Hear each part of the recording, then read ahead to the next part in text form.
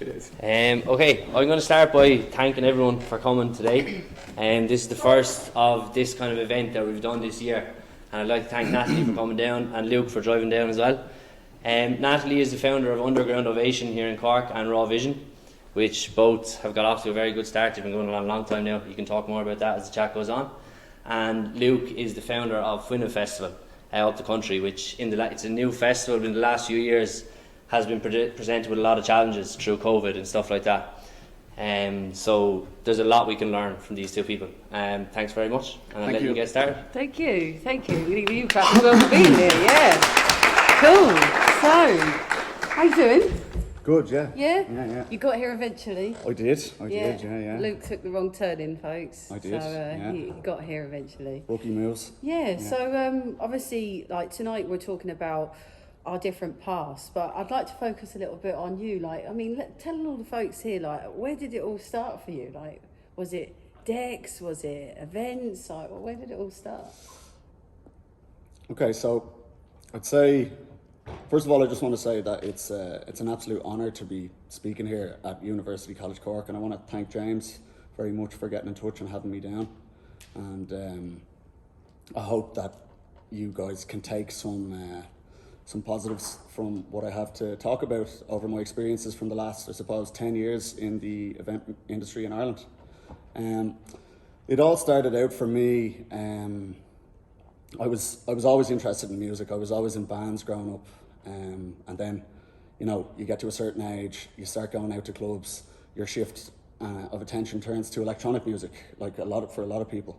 I was fascinated with techno, so much so that I decided to move over to Berlin at the age of 19, and I spent a couple of summers over there, just getting up to all sorts, you know. And like we all do. Yeah. You know? It's an amazing place, but obviously what struck me most about it was just freedom of expression over there was kind of at the centre point of the ethos of the city, and the underground movement and the techno scene was kind of the soundtrack to that freedom of expression. So when I came back to Ireland, I realised how, as much as we had an electronic music scene here, it was missing something, and I wanted to contribute in whatever way I could to bringing back and emulating some of the amazing energy that I experienced over in Berlin, you know, in establishments like, say, Berghain, or at festivals like Fusion Festival. So I started with my own 21st birthday. I decided to run an illegal rave up in the Wicklow Mountains called Keep Her Lit, and that's nearly 10 years ago. That'll be 10 years ago in January, Wow. and that went off. Funnily enough, like January 13th is not a date you will usually struggle to get people to come to the Wicklow Mountains. You know, managed to get about 250 people up to the Wicklow Mountains. We had buses coming from Rathfarnham, from Dunleary, from the centre of town, and then people driving up as well. So it was, you know, down in the middle of Joust Woods, set up big sound system, had a big fire blazing all night, 250 people, 10 DJs playing all night long. Sure, the bikers and the walkers came down the next day. We had the place cleaned up, so they were just amazed that like this had gone on in the middle of January. But that kind of sparked this, you know, it inspired me to focus on that as possibly a career path, and not just my birthday, you know.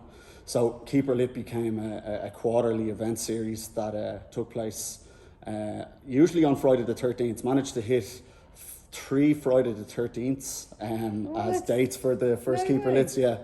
And in the meantime, while I was running those parties, I was trying to acquire bits and bobs to make the parties better, and I somehow managed to get my hands on the sound system from the Temple of Sound nightclub in Dublin, which was a famous 90s and early 2000s club in Dublin city centre, which has had like you know a countless amount of international artists playing over the years.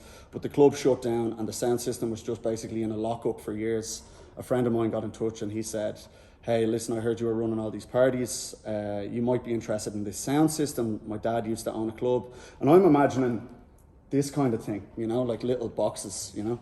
Anyway, he opens up the lockup and it was like 8 washing machine size bins, you know.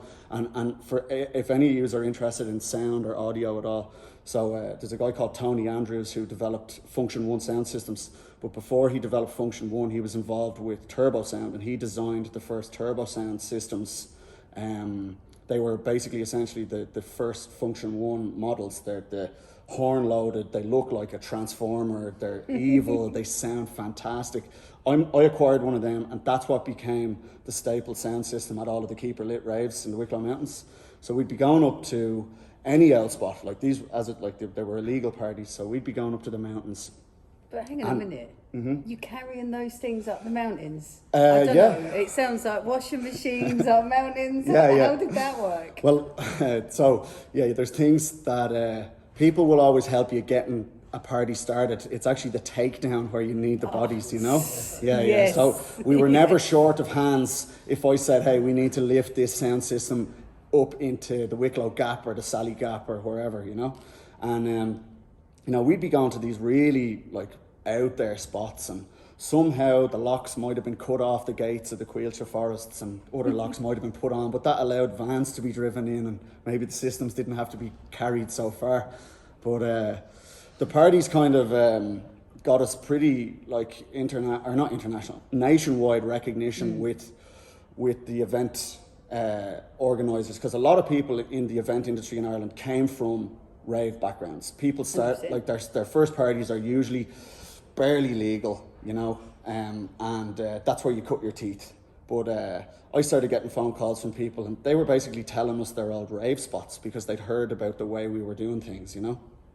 And from there, the sound system ended up becoming a source of income for me. I was renting it out to different parties. I did stages at Life Festival, at Electric Picnic, and it was in clubs in town for periods of time. And obviously, prior to all this, I was studying art in IADT. I was doing model making and digital effects and design, but I dropped out to kind of focus on raves, you know. And this course popped up called Festival Management and Sound Production. And it was kind of like the perfect course for me, who's running these illegal festivals and owns a sound system to become a part of. And the course was down in Westmeath, and it was a portfolio-based submission.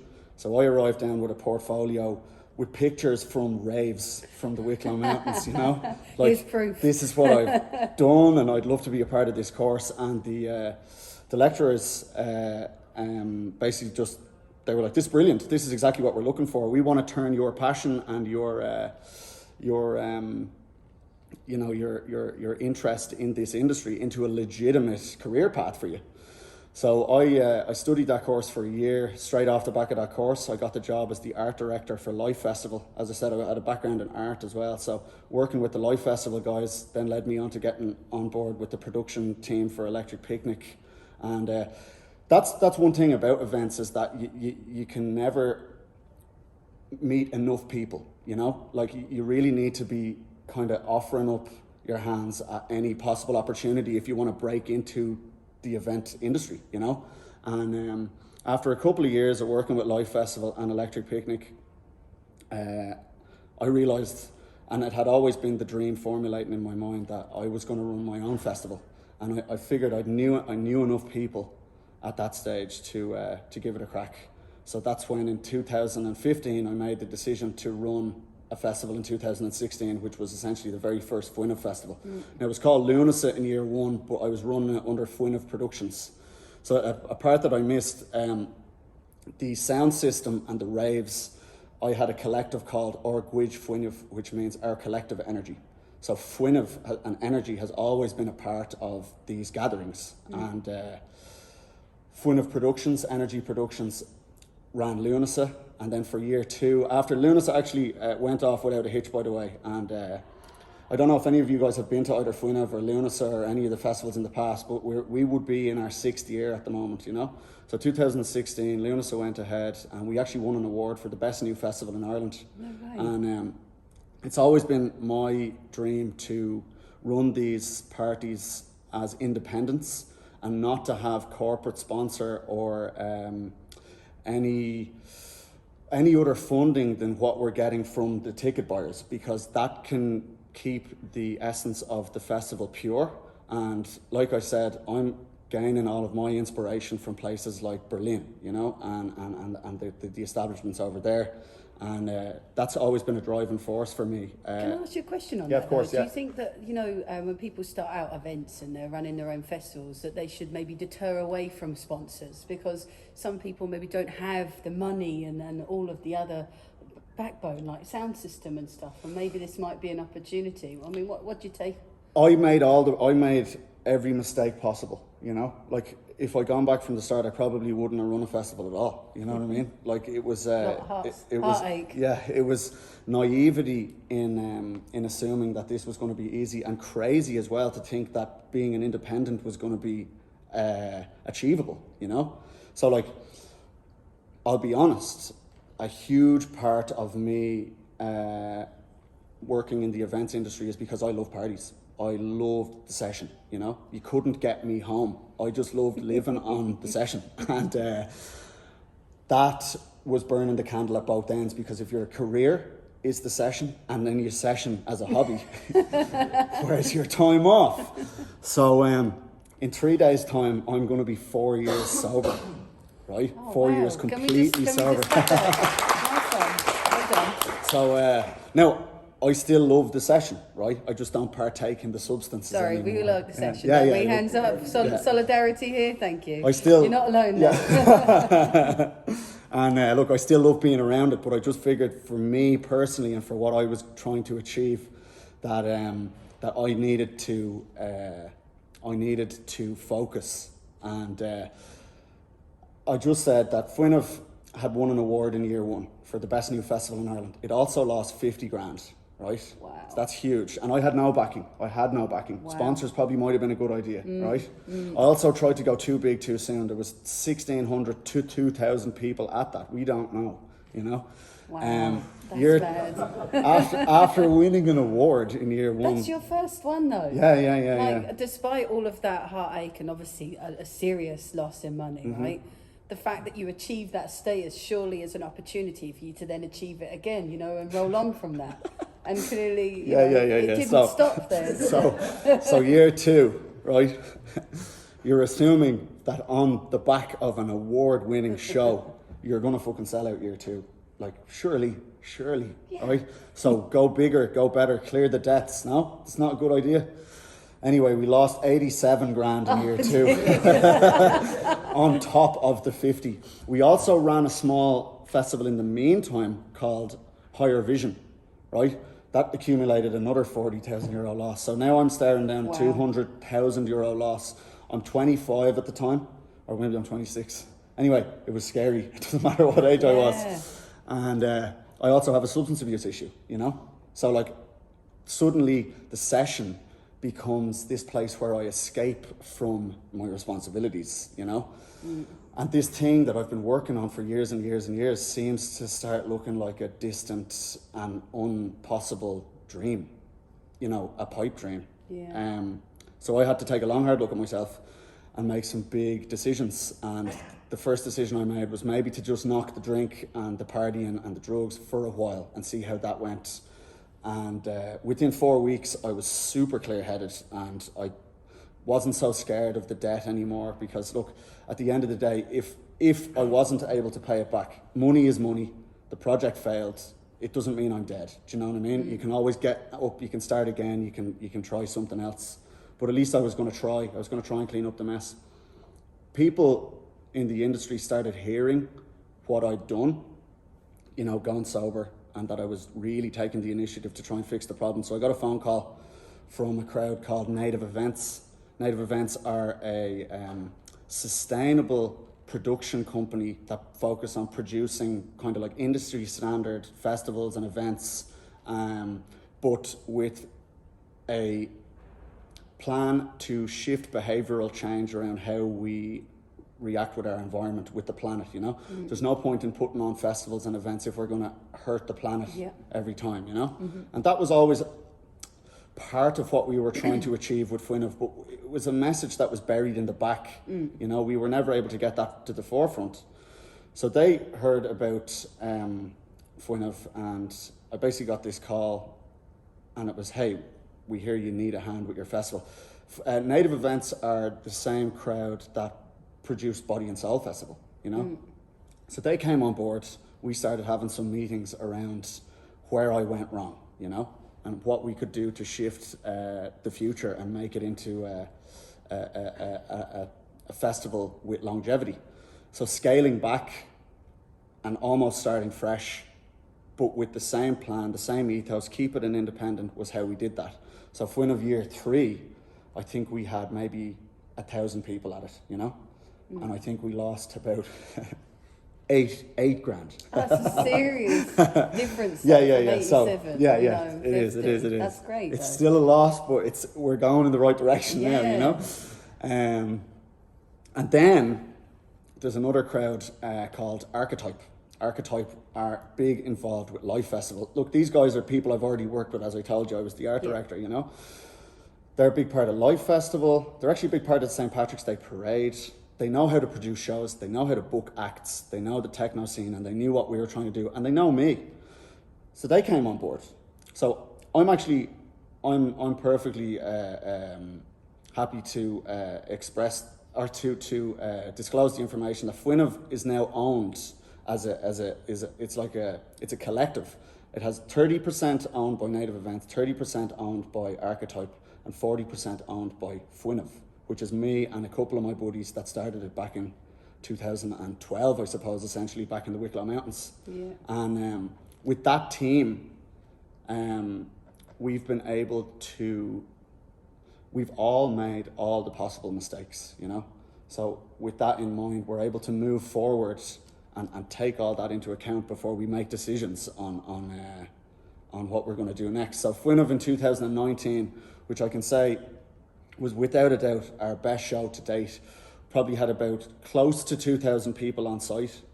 We might have lost about 8 grand again, but it was starting to look like the vision that I had back in 2012. And now we have a holistic village with talks on environmental sustainability, on mindfulness, on mental health, on the event industry, on how people can become involved with the festival. And it's not just a session to go and get wrecked at, you know? I mean, look, it is as well. There's a balance that needs to be achieved in these things, and I think festivals are a catalyst for those moments to happen in people's lives where they feel like they might need balance, you know? I might just ask you about that. You Yeah. know, like festivals they definitely are a space where people can let loose, right? Yeah. But there is a lot of substance abuse that can come with that. Mm-hmm. And obviously, knowing what you've gone through and the decisions you've made, what kind of advice would you give to someone who's starting out in the festival scene? Like, you know, someone who's going to those festivals and encountering all of that, wanting to go on Don't do it. No, yeah, I'm joking. It's tough though, isn't Yeah. it? There's so much that pulls you, you know, and like, you know, what to do and what not to do and how to behave, and you know, it can be really tough. I think festivals are the best thing in the world. Like, I could still live at a festival. There's a festival I go to every year called Fusion over it's just an hour outside of Berlin. And this is going to answer your question. But I started going to that as someone who was just there to explore my hedonism and that side of what I was trying to, you know, play with. And I've gone to that festival 10 years in a row. I've gone to the last 2 years completely sober, and they're still just as enjoyable, you know? The festival itself is still just as enjoyable. I think festivals are the one thing in the industry where, you know, it's entertainment on a vast spectrum, and I think it can show where the balance can be achieved, you know? I think people who are looking to get involved in the events industry, if I could talk to myself back then, I'd tell myself to slow down, you know? But like at the same time, I don't regret anything, because it's led me to be the person I am now, and it's led me to experience everything that I did experience. And I think people need to make the mistakes to learn, you know? 100%, it's that You know? growth mindset. You don't learn, you can't find any better lesson than learning from your own mistakes, basically, you know?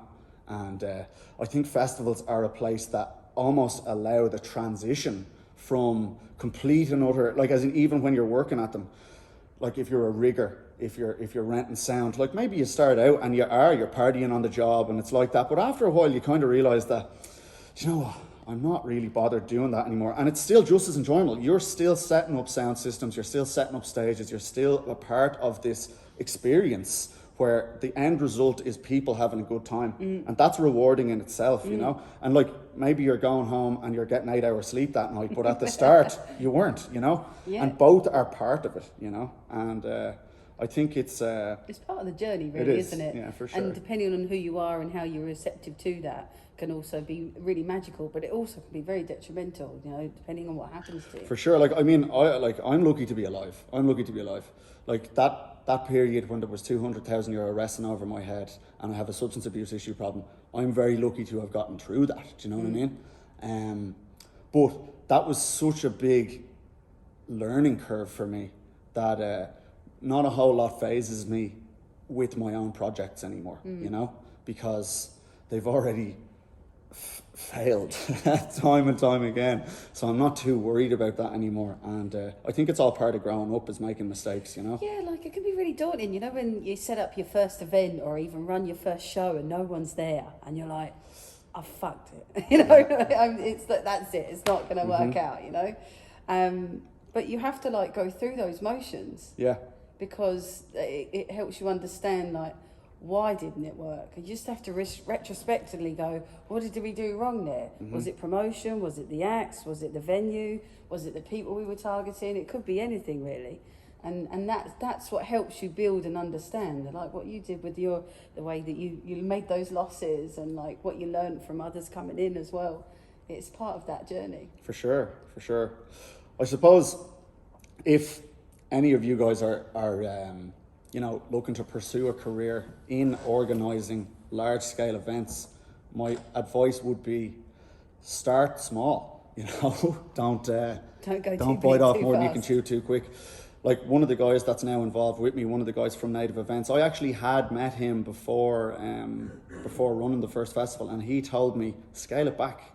He saw the plan. He was like, 3 days? Are you mad? 3 days is running diesel generators for 3 days. It's security for 3 days. Everything about it is bringing, like, pushing your production costs through the roof. So I did listen to him then, and Fuinneamh has always been 2 days. 2 days is enough. I couldn't believe, like, I mean, I couldn't imagine the stress of, like, having to run a third day. I know, like, Electric Picnic and a lot of other festivals are 3 days, and there's festivals that are actually longer in mainland Europe. Like Fusion that I go to. Fusion Festival is 7 or 6 nights of program music. That's it. Like, you know, but I think the crew are there, and everybody understands their part, and I think there's a balance there. You know, when you're starting off, start small. Don't go for your 3 days. Don't go for your 4,000 or 5,000 person festival straight away. Start small and grow it from there. Start with a club night. Start with a record label. Start with something that's going to create an audience and a scene. A community. See, we were lucky. We were building on the back of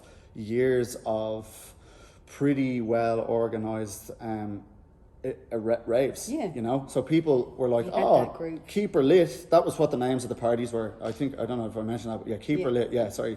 So when we went to run Fuinneamh, it was like, this is the Keep Her Lit guys. Like they're running a festival now. So we did have, and we still do have, our dedicated audience from back then, you know.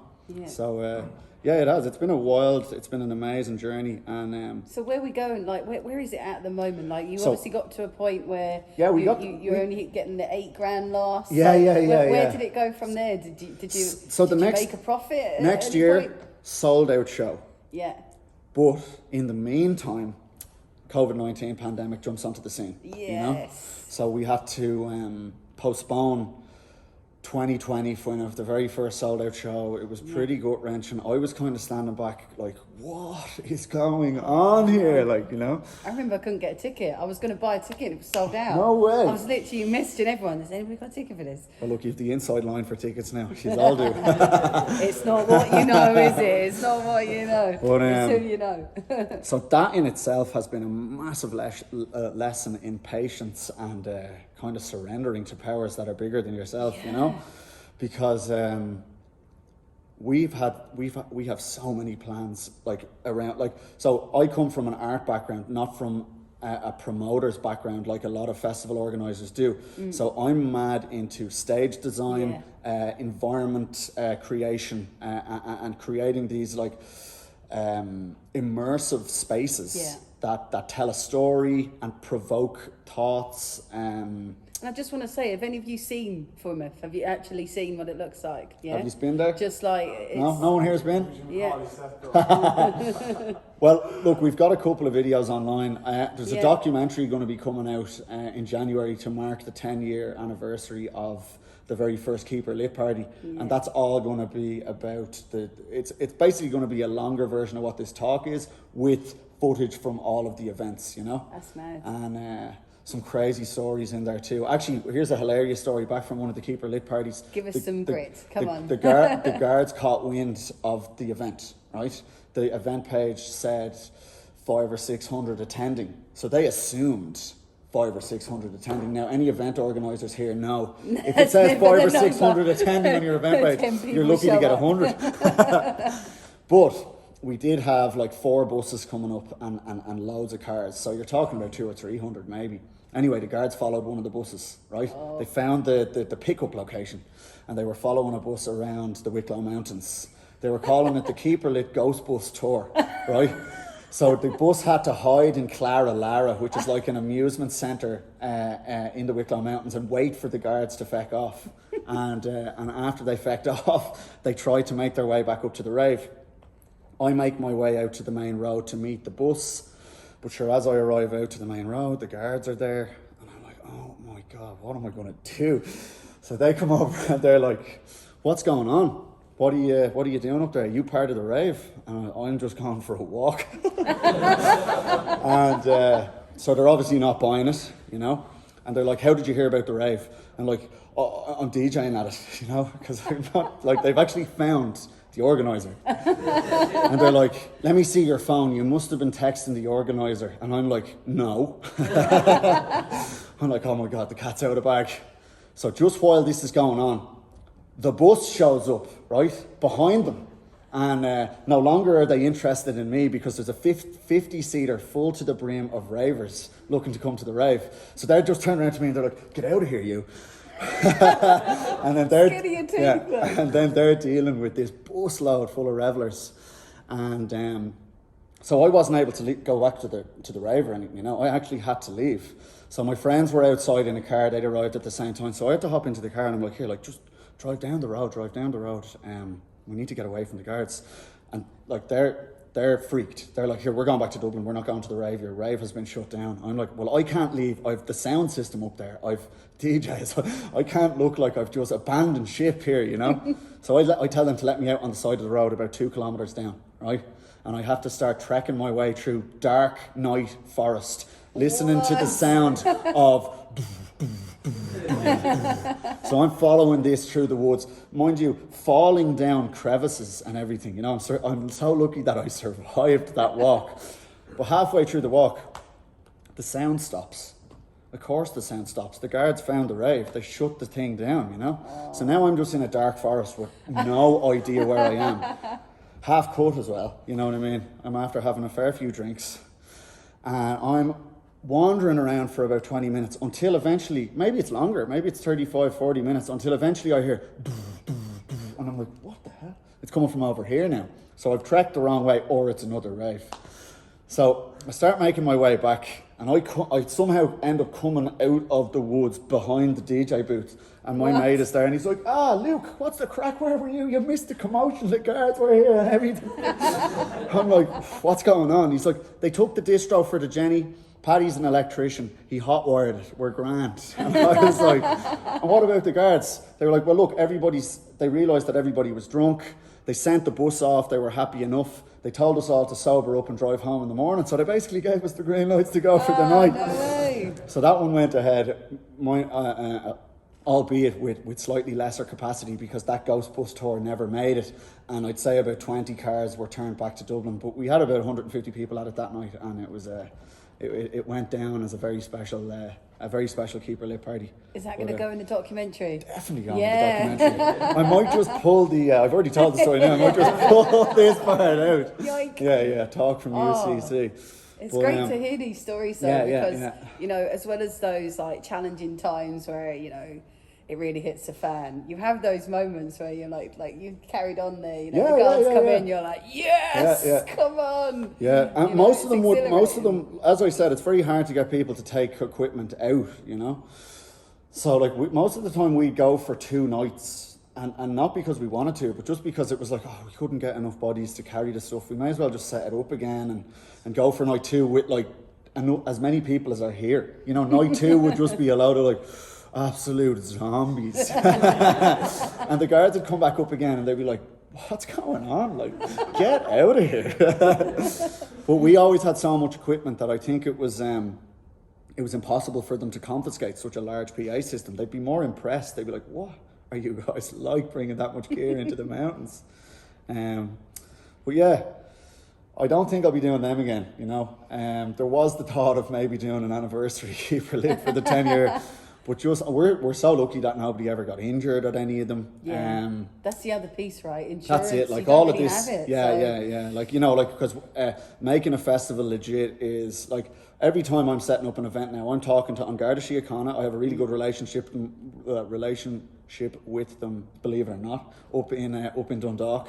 I've got a really good relationship with the county council up there, the landlords, the neighbours. It's just so above board, you know. Now, mind you, when the festival's on, you're getting noise complaints every half an hour from the neighbours, even though you've told them it's on, because they just don't like dance music, you know. You give them all the free tickets in the world and they're just like, would you turn that down? It happens everywhere. Yeah. I mean, you saw it for Reboot's Time for Dance and Boxed Off, that was in the same location. Yeah, that's actually just beside my ma's gaff in Farnham. I grew up there. I couldn't believe it. And I wasn't there because I live in Sligo now. I was like, what? That's up the road from there. There's so many complaints, you know. We're talking about the repetitive duff. Yeah. Oh, it drives people insane, you know. If you're not into dance music, like, and the stigma attached to techno, this is another thing that, like, I want to change.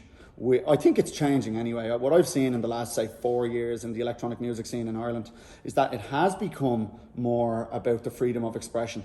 You know, something that's really big and important over in European techno scenes is that they're queer. Like, they're queer. Yeah. And that's a huge driving force behind them.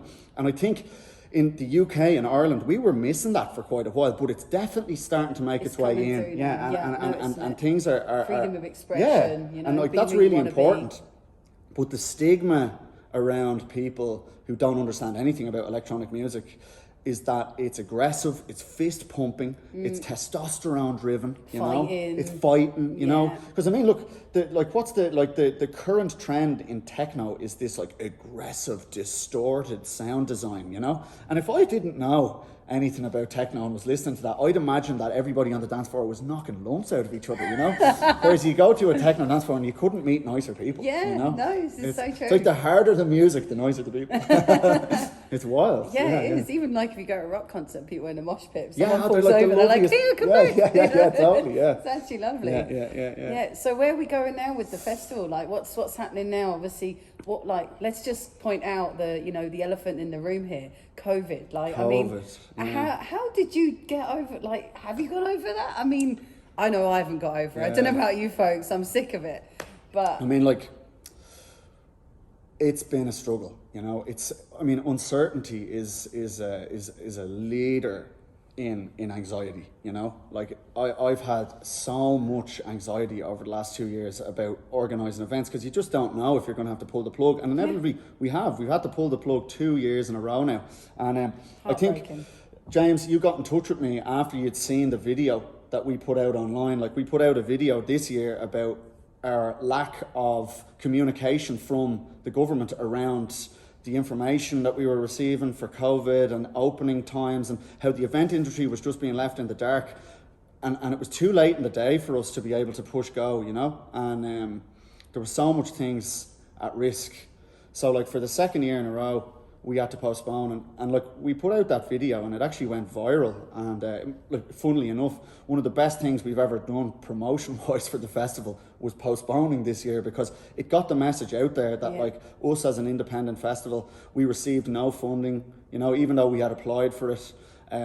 We like everyone else in the industry, we've all just been left in the dark. So all these people that I've been working with for the last 10 years, and like I'm sure yourself as well, like, you know, like the last 2 years, the event industry has just been on its absolute knees. Now, most sectors have, but we are still in the dark. You know, like yesterday, they came out with this notion that people shouldn't go out 3 times a week if that's going to keep the numbers down. Like, they're so out of touch, you know? Really out of touch. And I mean, what I'm seeing again and again is they start putting these things out as kind of, they'll put that bit of information out and then it'll become a bit more serious, and before you know it, a part of the event sector is closed again. We can't have indoor events, you know? And places getting shut down at the moment in Dublin a lot for it's, you know, not having enough room between the bar and the crowd. But yet you can queue at the toilet, jammers, you know, like there's all these rules that I understand that they have to really consider. Yeah. But, you know, it's almost as if some are doing it and some aren't, and like this has to happen here and this mustn't happen there. It's really tough if you're trying to run an event, because not only have you got the anxiety of like the people being there, you've got to think about that too, and whether or not it's going to get shut down. Yeah. It's, look, at the end of the day, I would hate to be in the government's shoes at the moment. Yeah, you know? True. Because all they're getting is backlash from people who aren't happy with how they're doing things, you know? I wouldn't like to be in that position myself. I can't say for certainty I'd be able to do a better job. My focus would be on the event sector. I'd be getting things up and running. But I suppose where we are at the moment, we're still in times of uncertainty, yet I'm ploughing on ahead with plans. Plans have never stopped.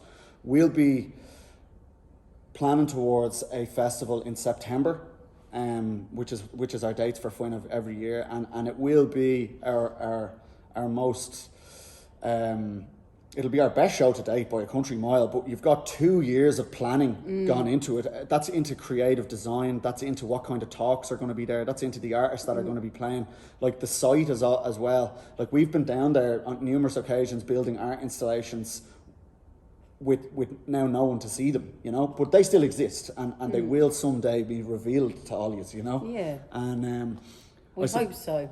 We hope so. You know. But I think for the moment, I have kind of surrendered to it, you know, that this is impossible to control. I would love to start running some one-day events like the one I met you at, James, up on the Fuinneamh site, you know. But right now things are a little bit uncertain, and we're now going into the colder months of the year. That hasn't stopped me in the past. I did run my first party in January, but I just think for the moment, I think I'm going to wait and just plan Fuinneamh 2022 for the moment, and make sure that is a watertight, beautiful experience for everyone when we do get to eventually open the gates again, you know. Well, we hope so, and we're all going to be there, aren't we? Yeah? I hope so, yeah. It's a period of adaptability at the moment, isn't it? Yeah. For myself, I run like a podcast series that was initially in a studio, and when the pandemic hit, we couldn't really run it in a studio anymore. So we took it outside, and we actually decided to promote like local businesses. Like we did garage in a garage DJ, or like he was mainly garage in a garage. My mate's detailing business, you know. And it was like we were trying to adapt to the times, but even then it was really tough, because people were saying, "Oh, why are you getting together? Why are you pulling these people from these locations? We're not supposed to be meeting up." And, you know, there wasn't many people doing anything at the moment, so you get a lot of stick if you're doing something and people aren't. Oh, yeah. So you have to really tread carefully, you know. You've got to tread carefully at the moment. And this is another reason, what I'm seeing from the public is nobody's happy about the cancellation of shows, even when the promoter can't control it. Like, if you go into a comment section on any event at the moment for a cancelled show, the event are taking serious heat, and that's it's that's not really nice. not cool. You know what I mean? It's not their fault. It's not we their should be fault. supporting You them, know? and Like, we're all part of this scene. We are the scene. Ireland has a small scene. We need to be in this together. You know. and just coming back to that, our scene, right? I think that in Cork at the moment we're struggling a little bit because of a lack of venues. Right. Like at the moment we've got the fantastic Kino, which we're all going to later. Yeah. We've got Cypress Avenue, and there's a few like little pop-up areas we can go. We had the amazing Dali. Did you folks go to Dali? Yeah, it was great. Right. Yeah, I missed it. I never got a chance. There used to be places like the Savoy, and there were all these other places, and there seems to be a demise of clubs. And it's a shame because obviously with Give Us Tonight, they're trying to promote more night culture. Yeah. And with the pandemic, it's almost as if like it's accelerated that demise of club culture, and it's really not great. So I mean, knowing what you've been through, like what do you think that a city like Cork could do to try and encourage events or like even create a festival?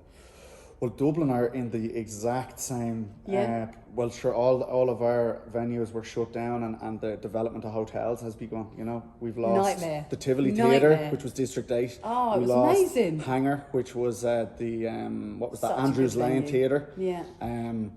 So it's really difficult. I think it's a direct reflection of how out of touch our government are around culture and youth, you know, and what we want from a city.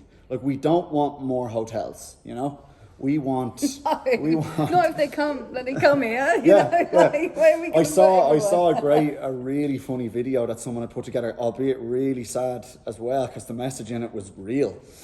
But it was like, Dublin City, come and visit our hotels, and come and visit and see other hotels, because eventually that's what Dublin is going to be, you know. Yeah, it's losing it. It's such But a obviously shame. it's happening in Cork as well. Yeah, well, we I don't think we've got hotels popping up, but we definitely we don't have enough spaces. Right. I was lucky. I was actually approached by the Cork County Council, so outside of the city, to run an event. But I just didn't have the funding. They were going to support me, but I didn't have the rest of it to do. Yeah, And I think that there were some other folks that managed to get that running. But they were like interested in helping running events, but they were quite restricted, you know. So you really have to think about, like, what is this event going to look like? Yeah. And how, you know, is that going to support what our vision is? You Yeah, know? yeah, for sure. So, you know, because you're not allowed maybe loud music, or like you can't have this type of music. And or if you're doing it in a venue that doesn't have the late license, you have to apply for that in enough time in advance for the event to go ahead without the guards showing up. Yeah. It's all really, of this really that tough. There's too tough many in Ireland. barriers. It's tough. This is why I can't speak highly enough of Robbie Kitt and Sunil Sharp from Give Us the Night and all the work that they're doing at the moment, because you know, they see where change needs to be made, and the two of them are really intelligent, very well spoken, really, really likable guys, you know. And they've worked in the industry for long enough to understand that Ireland, the opening hours and our the way we deal with our club scene and the event industry needs to change. Because, like, you go to Berlin, 24-hour party city. Many other cities in Europe can do that if they want. Clubs decide to close if they have closing times. Some of them can still open. In London, I haven't been there in years, but the last time I was there, 24 hours. Yeah, so it's still most like places, that. Yeah, they still have licenses, and you do have places that shut and then reopen another sector. They've kind of switched it. Like, it's mad because there's loopholes in Ireland too, right? So I remember for years, there was this epic spot on the Quays called the Dark Horse Pub, which was, a friend of mine owned it, and he set up this party called the Breakfast Club. So a club would finish at 3 a.m, you'd dance till 3:30, you'd go home to an after party, and at 7 a.m, you'd go to the Dark Horse, and he'd have an international act booked. No way. And the club would just start again and go until 2 o'clock in the day, and it was the most, that for that period of time, the 3 years or whatever that it was running, I think he was running it every, say, 2 months. That was one of the best things that Dublin nightlife day life. I don't know what you want to call it because it was actually in the morning.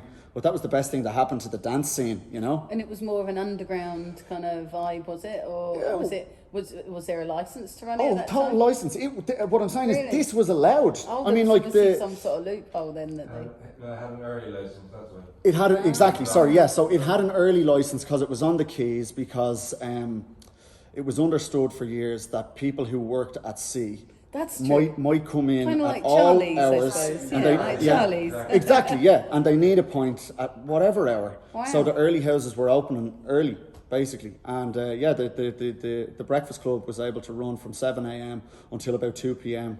And the guards actually had there was a guard. One of the Dublin headquarters was very close by, so the guards would be like walking past, and like there wouldn't be an eyelid batted because the license was there to do that. But it's funny that, like, you know, we can't just stretch the late, like the nighttime hours. I think that it's very different though when you compare London and Berlin. They're very different cities. They've got much better like infrastructure and support to encourage that nighttime culture. Whereas here, like, I mean, if we put something on really late, we might not even be able to get home, you know. But this is it. There's This night is it. buses and things, but Yeah. there's not enough support on the street as well if things kick off. You're right. Places to eat, you know, because people need to eat when they're out, you know, or like maybe have a drink or whatever. It definitely all needs to be reviewed. Yeah, and I suppose that's it's what Give Us Tonight are talking about. And look, you eat it in small bites, you know, like it is a big pie, you know, and this needs to be fixed. But I mean, it's not just like late opening hours 10 and then in the morning. you know, and then Let's just suddenly have it it's all. sorted, because as you said, like, people wouldn't be able to get home. Sure, actually they were talking about The night link. being gone. I know. What? I know. It's like we might open the clubs for longer, but your night link is gone. Do we still have the night bus in Cork that goes from like Ballincollig to Carrigaline? Yeah, it's still going. No, not many clubs to go to though, right? Yeah. It's really tough. Like, I mean, is. just this pandemics, I think, allow people to slow down a bit and reflect. Yeah. So I think even 2022, although it's been a really tough time, I think it's going to be a really exciting time because people have had time to really prepare. Like yourself, obviously, you've had 2 cancellations, right? You've had to cancel it. But we know now that 2022, all of that pent up, is going to it's going to be amazing. Yeah. You know, and it's going to be exciting to see all these festivals pop up. Hopefully again, even trying in the winter time, like the guys like the other weekend. I think it's going to be a little explosion in the creative underground scene, you know. And sorry, the creative, the music industry at large. The fact that we can be entertained again and go to gigs. People are going to be so excited to hear new music, to see new bands, to go to hear new DJs. People have been spending that time creatively, like writing new albums, producing new music. I put out a vinyl record. I've started a record label. I've loads of mates who've put out loads of music in the meantime. So when things are eventually able to open again, we've got this back catalogue of stuff that we've been working on, and I feel like it won't be anything like the Berlin Wall coming down, but us having our freedom again and being able to party might be a little tiny glimpse at what that freedom might have felt like. Because let's face it, like we're nearly 2 years in this weird, uncertain space where freedom is a thing of the past, you know, and something that we I suppose took for granted, you know. So we definitely won't take it for granted again, and I will cherish every single moment that I'm able to spend together with people 100%. Dancing on a dance floor, you know. Oh, it's nothing better. I've managed to go to a couple of things recently, like in Amsterdam, for instance, and you know, I actually welled up. I got really emotional. I went to a 10,000 capacity event, and I was like, Jesus Christ, oh my God, all these people. And I got emotional. I was like, just seeing everybody having a good time and people just connecting, being like, this is great. And I'm like, it's my body. You know, it was just amazing. It's so great. But like, I'm just thinking about that there, you know, like next year, a lot of events are going to happen. There's a lot of creatives ready to bring their stuff out. Competition's going to be tough. Do you know, like thinking about some of these fantastic people here who are maybe starting out to produce or DJ, like, I mean, how do you get yourself out there? I know that, like, for myself, with Underground Ovation, we try and promote people who are undiscovered. Like, we try and get people in who are looking for that first gig and give them a bit of visibility. And there's stuff coming down the line. So if you're interested, get in touch. But it's tough. Like, I mean, you've obviously got acts you've had booked for the past 2 years, let's say, for Fuinneamh. Yeah. So, like, what about all these newcomers? You know, like, where are they going to slot in? If there's been events that have been cancelled and people have been booked, where do they sign? Yeah, I suppose because how I broke into the industry was by going to events, you know, and talking to people. That's it, the network. and the networking, And it's not really been happening.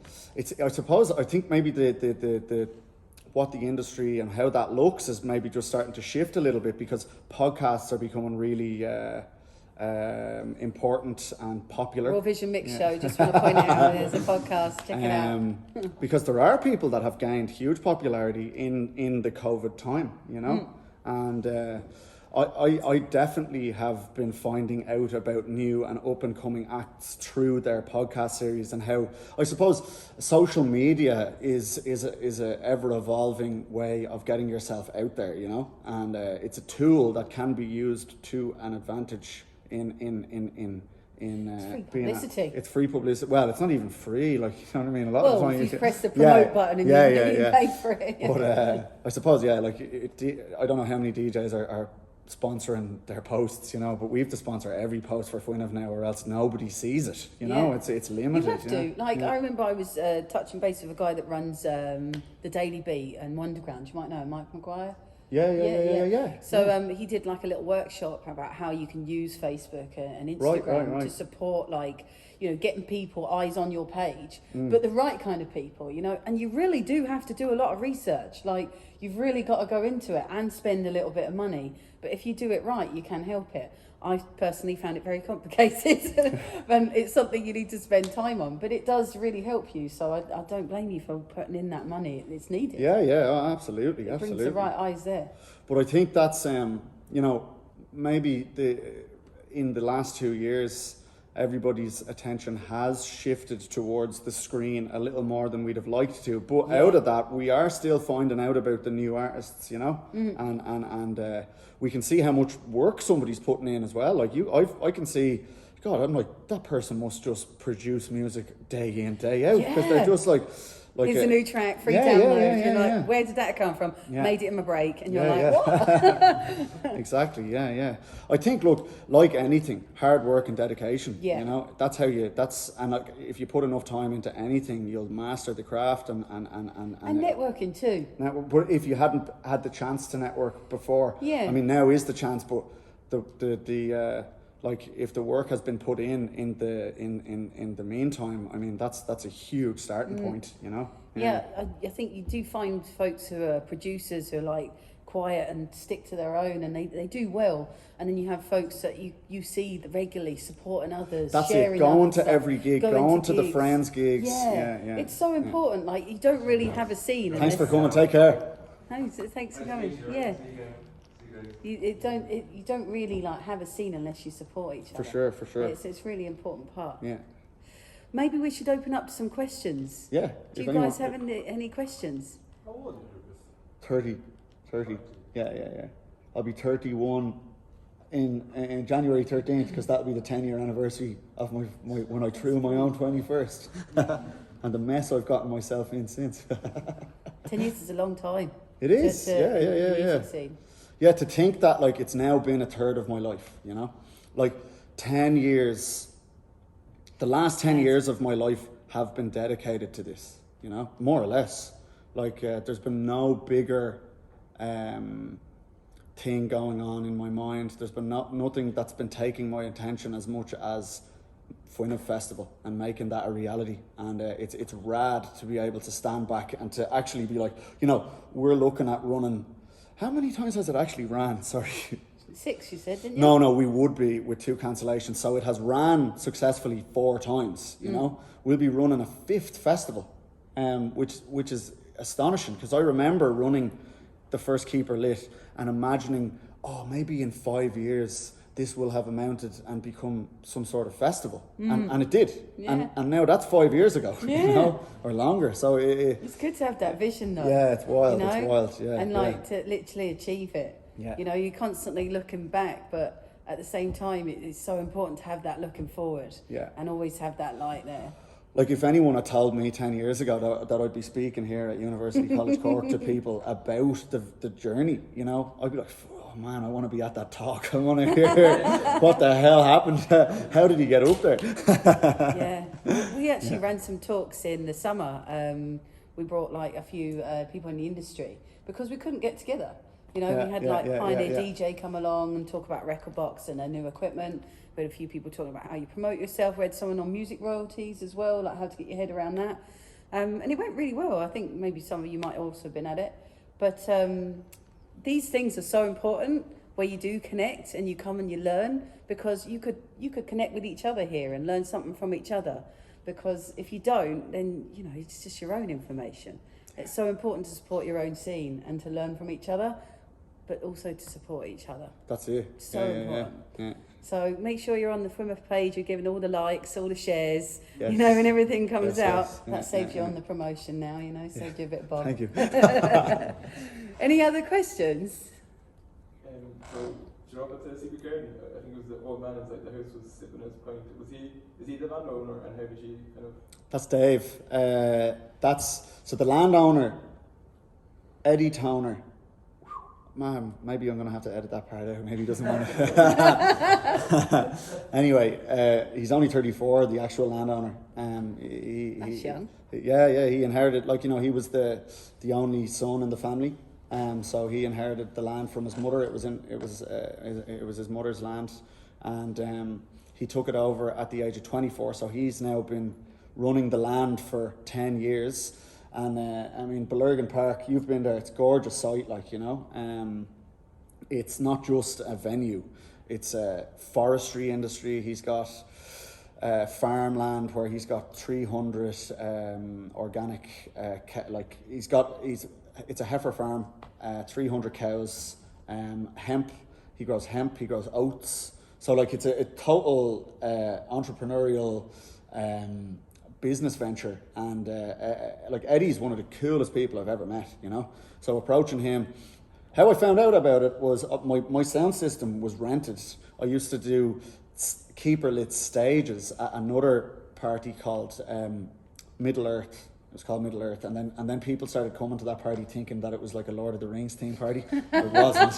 Did they come in full kit as well? Yeah. Or like they were getting in touch with your man running it, being like, "Hey, so will this be like a reenactment of the Battle of?" You know what I mean? That's nuts. Yeah, wild. Mad. But yeah, so I was kind of running production at those for a while, and then the dude had found Belurgan Park, and he put on his little mini thing there, and I was just like, oh my god, this venue is amazing. Like big native Irish woodland at the back of the site, rolling green hills, permaculture stage is already built on the site, you know. So we basically go up there and we build 4 other stages, but there are 2 stages that are there permanently anyway, you know. So it's a great skeleton to grow a festival around, you know.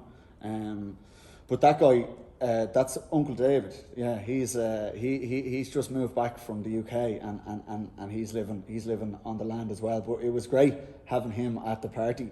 Like the stuff he must see, like, you know what I mean. Was he an older fellow? Was he? Oh yeah. Like he must be 80. You know what I mean? Really? Yeah. Oh yeah. Oh, do you know what? I love seeing characters like that though at a festival where, you know, it sort of breaks that barrier. We think, oh, everybody has to be like this. No, you should have variety. And people should be allowed to, you know, enjoy themselves. And it's great when you see a new character and you're like, that's great. An 80-year-old man, Simply's Point. Hey, let me join you. Yeah. This is cool. Oh, he's loving it. Yeah. Any other questions? Yeah. I would say to Zooey, what can we do as people here for the music scene in Cork? What's the best thing for us to do to try make the scene a better place, really? Because as you said, Natalie, there's not a lot of venues. There's not a lot of venues. A lot going on, you know. We need to push it more. What can we do to push it more? Well, I suppose with the lack in venues, what I used to do for a while, like even without a sound system, this is achievable. Like finding spaces and doing like pop up venue spaces where you're renting the PA and stuff, and you're getting people into a venue, and maybe you're charging X amount per head, but the venue take the bar. You know what I mean? We did that in loads of venues, and they actually ended up being some of our most like profitable nights. Like we used to run these parties in this place just off Stephen's Green, and I used to just set up the sound system. Now I was always lucky that I had that sound system, but like you're going to rent a sound system out for a night for 250 quid, you know. But like bringing mine in, setting it up, getting 100 people in the door, and then the venue take the bar, so there was no rental on the venue fee, and you'd kind of have like, when I think back of it, I feel like they were nightclubs, but they weren't. They were pop-up clubs.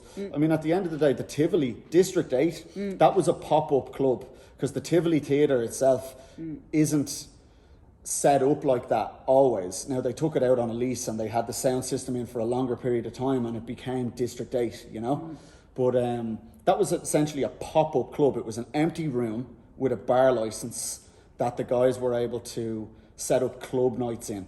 And all you have to do in those scenarios is you apply for the late license for that night so that it can run past 11:30 and run till 2:30, you know. So that's something to look into. I'm sure there's a rake of venues around Cork that would be interested in making a bit of money on the bar, because if you can guarantee that you're going to get 150 people in, or even 50, you know, or 80 people or whatever, and get a kind of a small scene around a little collective going where there's these pop-up club nights happening in places, that's one idea. Yeah, it's trying to change the perception of the owner of the property, though, because a lot of the time when you approach them, as soon as they hear the certain age group and the type of music, they quite often say no, because they don't want that riff-raff, you know. You're absolutely right. You have to make sure you come across as the right image. I know that when I was looking for a venue once, I created a promo video and everything just to kind of put the picture into the head. I went to one venue and he literally was like, no, Wow. really like over the top, no. Showed him the video, he was like, actually, do you want to start next week? You know? And and then I decided to pull out, because I was like, if he's going to say no to me now, what's going to happen when I start? Is he going to pull the plug? And I was like, I'm not prepared to do that. He doesn't seem like a character I want to do that with. And it's really, really tough. And finding a space is really tough. But to come to your question, you don't just have to have a venue. I know that when the pandemic happened, I had to adapt, and I went outside with Raw Vision. I did workshops online. I was still trying to connect the scene and try and just, you know, make people be aware that we have a scene and that we can still support each other in that.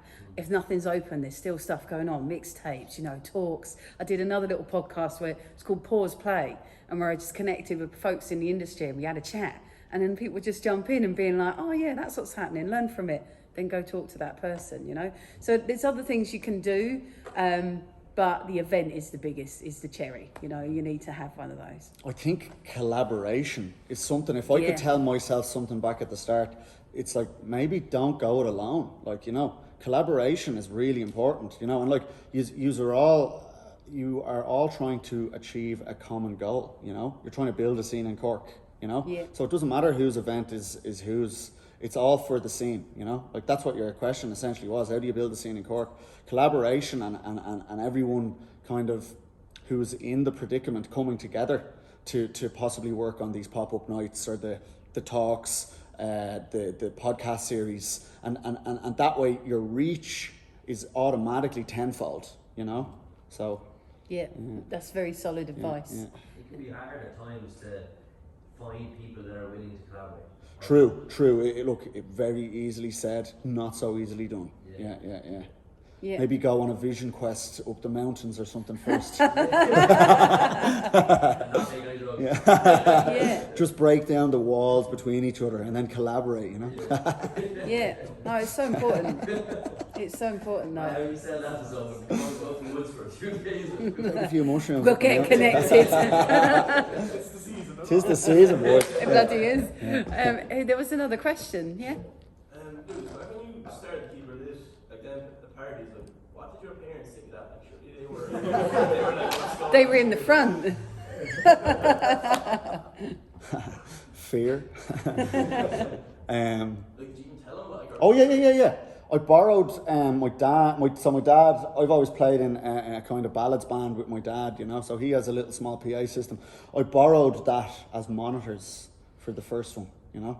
And I remember him giving them to me, going, "Oh, I don't know why I'm doing this, but for some reason I just trust you that this will eventually come good." And like, it didn't. Like, it actually, for many years after, it was like a steady decline into madness and hedonism and substance abuse. So until now, he probably feels vindicated in what he said then. You know what I mean? But no, I mean, like, my parents have always been really supportive. Like, my parents are separated, so that kind of probably gave me more of this reason to like act out and do these mad things, like running raves in the mountains, you know. There was nobody looking over my shoulder. When I was say like 18, 19, going living in Berlin and stuff like that, that changed me. Like, I mean, I was brought up in you know, Roman Catholic Ireland. Like, I went to a Catholic all boys school, like, and then I go over, and a few months later I find myself in Berghain, which is a giant gay club, you know what I mean? Pumping techno, naked people walking around, like, you know what I mean? And I'm the odd one out because I find that strange. Do you know what I mean? So like, that was a shift in what I saw in the world, you know? So coming back then, really, it didn't really matter what my parents thought.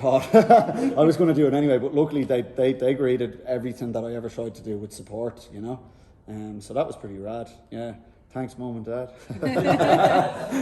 It's not always that easy though. You know, like, parents aren't always as supportive. No. You know, I've definitely not. met several DJs that have had to make their mixtapes for me with their headphones because they're not allowed the music up too loud, you know, or having to rent a space to do something. And it's a shame, but you know, everybody's different, and you find your right space and the right way to do it. So, Definitely. Any other questions? There was a couple more. No. There's one more. Yeah.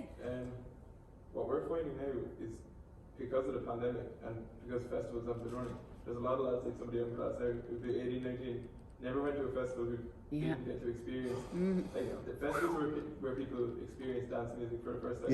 Yeah. And we're finding it, like, even playing in the keynote now, like, we're like, oh, will you play Valerie, will you play ABBA? And it's like, oh my God. There's a serious gap. 2 years of March in the scene, and it's visible, like, it's very, very visible. and like, even It's worrying. the lads here now, like they'd be into kind of more commercially tech house and stuff, because they never would have experienced kind of techno or kind of more underground music access. And tech house is way better at promoting itself. Oh, and it's way, like, even, you know, for somebody who hasn't been involved in dance music, like, way more listenable. Like, It is. It's user friendly. Yeah. Sure. When I got into dance music first, I was into trance, actually, because that was the tech house of, say, 2008. You know. I was into drum and bass. Yeah. I'm from Essex. It's like there. But that's drum and bass and that's garage. the real deal. That's the scene there, and probably still is. It to still us. is.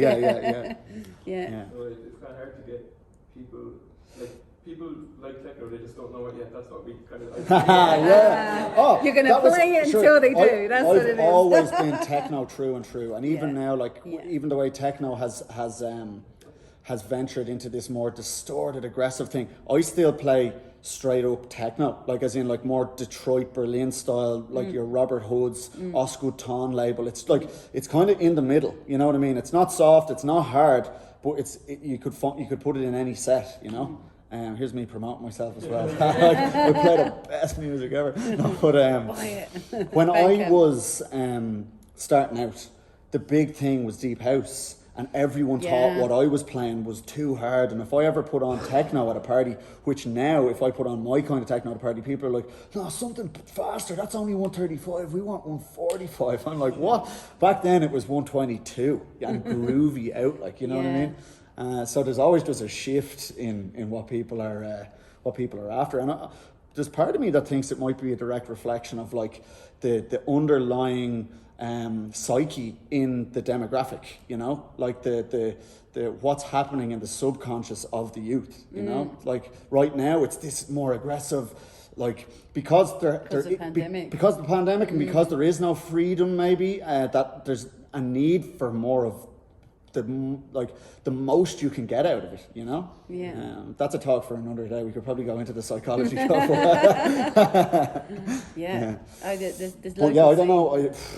Listen, just put on some good techno for those people. And as you said yourself, they like techno, they just haven't heard it yet. I love that. Yeah.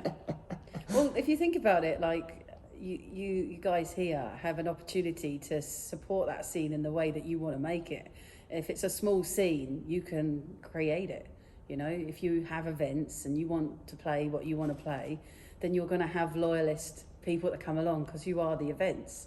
So you have that opportunity, you know, you have an opportunity to steer it a little bit, which is quite magical, really, if you think about it. You don't always get that opportunity in larger cities, or, you know, it's kind of a bit dog eat dog. Yeah. Like London's just nightmare. I tried running a few events there, but it's just laughable. There's so many scenes in London. Yeah.